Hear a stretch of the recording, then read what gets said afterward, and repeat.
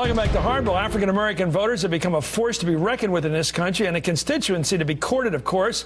A recent Associated Press study of the 2012 election proves their increasing power. Catch this and don't forget it. The headline sums it all up.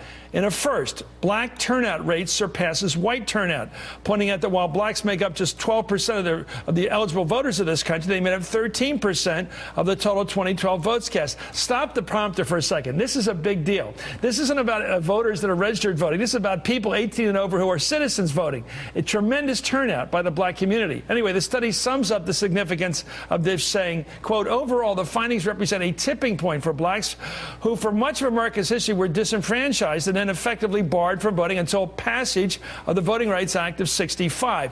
And the black vote could be a determining factor right now looking into the future. Look at these trio of Southern Democratic senators from states with large black constituencies that nevertheless didn't go for Obama last year. These are red states where you have blue state senators. Look at there. There's Kay Hagan of North Carolina and Mary Landrieu and, of course, Mark Pryor of Arkansas.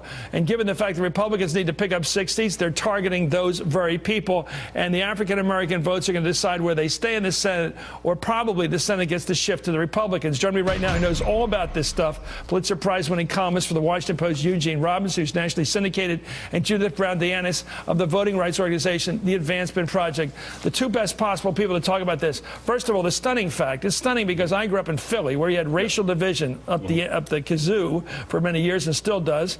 And the black vote, because of Rizzo being seen as the enemy of the black community, drove up the vote. He was the best voter registrar in history. Ever said, if he's mayor, I'm going to show up and vote to protect myself. Exactly. And in a way, I think Reince Priebus and the boys, with their multi-dozen state efforts to keep the blacks from the voting booth, aroused. Well, you tell me. Well, no, I think the voter suppression efforts drove up the black vote. I think they ticked people off and they made people more determined to show up at the polls. You saw that effect particularly in a state like Ohio, for example, which was sort of ground zero. They really thought they had something going in Ohio, and it turned out that they didn't at all because the black vote was greater than the white vote proportionally. It's an incredible thing for a guy who grew up in the South when black people couldn't vote. Yeah.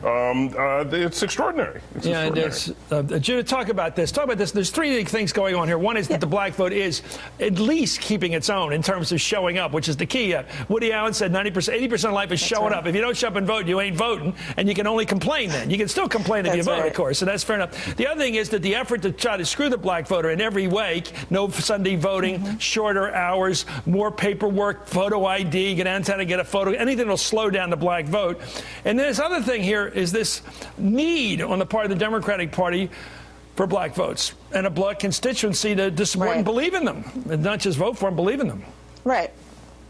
We went into 2012 thinking we went into 2012 talking about an enthusiasm gap in the black community, and that black voters wouldn't turn out. The GOP decided that they were not going to take a risk at that, and what they wanted to do was change the rules to make it harder for black voters to turn out, so we wouldn't get the turnout that we had in 2008. But lo and behold, black folks decided we are not going to allow this chance to pass us. We're not going to allow people to take away our vote. I mean, I voted in Maryland. I waited in line for 7 hours. That's in Maryland. And the conversation was about voter suppression and the fact that we died for the right and that we're not going to allow anyone to take that away. And so as we move forward, do you live in a black community or mixed community? Do you think there was something going there?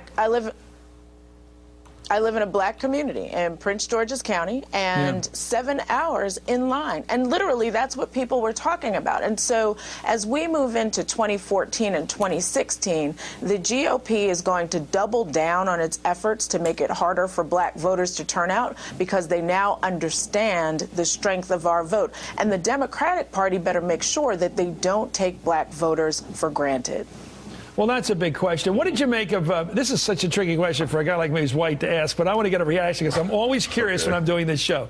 What do you make of Obama's statement down at, it wasn't Spelman, it was down at At Morehouse. Yeah. What do you make this sort of self-education bootstraps kind Well, he's talked about it. First of all, it's not new. It's something that he has said consistently. Stuff, yeah. And it was just ironic, the different interpretations of that speech. But you don't want to take a stand on this? Other people heard, what's your stand? Racial grievance is what, right? Well, some people said he's pandering to the white vote because the whites love to hear this stuff. But well, it's a message that he's consistently given, and I think it's part of the message that it's certainly appropriate for him to give. It's also appropriate, I think, for African Americans and for others to ask, okay, well, that's great. What are you doing? What are you doing to help recreate the rungs of that ladder that we're supposed to climb into? What do you think, Joe? This is something I didn't think I'd talk about, but I'm curious about because I watch this stuff from my perspective, and I have a mixed view of it too. I think depends who you're talking to.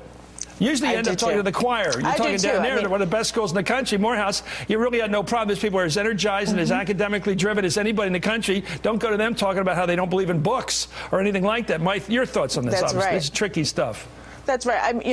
This was a trick question, Chris, that I wasn't expecting. But I have mixed views on it too. It was a tough love message, and really, I think that he missed an opportunity to talk some about the structural barriers that young people, young black men especially, really do see as they move forward in this country. And so I think it was a missed opportunity. But what are they? What are those, by the way? Those young men.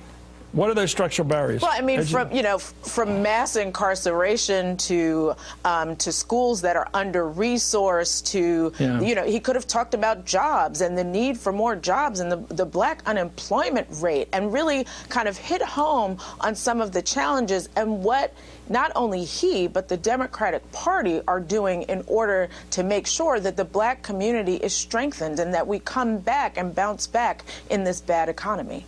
That's why I'm glad you're on. Well, and I'm glad we're talking about this because I think jobs is the thing. Education and jobs go together like a horse and carriage. You got to put them together. If I could add one thing to that discussion, I don't speak for the White House, but I do happen to know what the White House would say in response to that, which is that.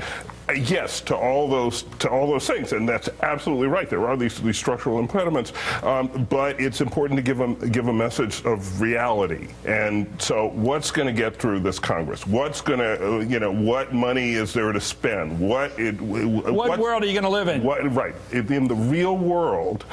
Fair or not, it's on you. It is, and so that would be the response. I'm confident from the White House. Well, I'm glad we're having this conversation. I think it's somebody once said of Bill Clinton, everything you think is true. Anyway, thank you, Gene Robinson, and thank you, Judith Brown. I have to lighten things up here sometimes. Up next, thanks, Chris. The most negative man in the U.S. Senate goes where few others would dare. Well, that's a tricky question for us all. Howard Fineman's joining us to talk about what Mitch McConnell is up to now. He's something, isn't he? And this is Hardball, a place for politics.